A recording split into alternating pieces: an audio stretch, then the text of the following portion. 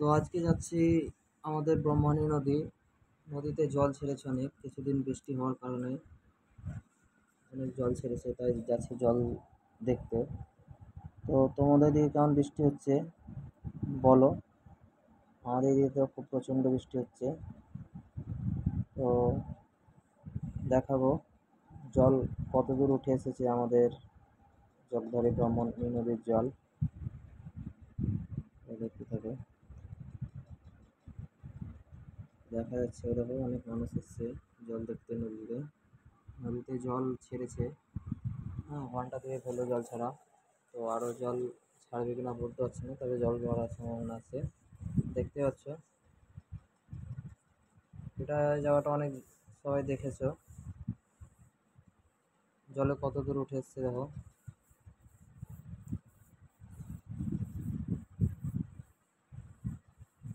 তো দেখো অনেক জল, চারিদিকে জল, সব ডুবে গেছে। পিলারগুলো অর্ধেক অর্ধেক হয়ে গেছে।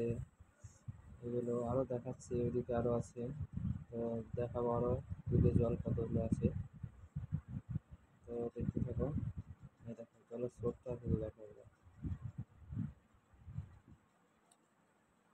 প্রচন্ড স্রোত, প্রচন্ড। তো দেখতে থাকো, এই দেখো কত জল এসেছে। সব ছবি তুলছে নেমে, প্রায় অনেক দূরে জল এসেছে জল। তো একটা চিন্তার কারণ, জল ছাড়লে আশেপাশের মানুষগুলো একটু সমস্যা হয়, সে ভয়ে আমরা সবাই আছি এখানে।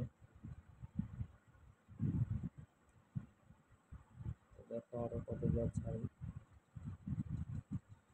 দেখা যায়।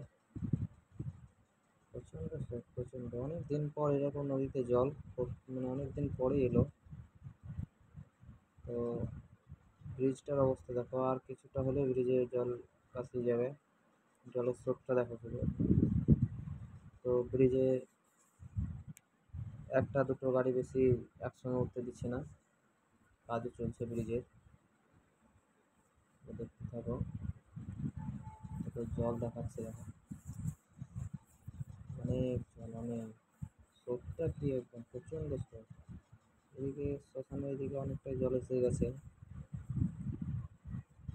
তো নদীতে মাছ খুব প্রচণ্ড পরিমাণে হবে।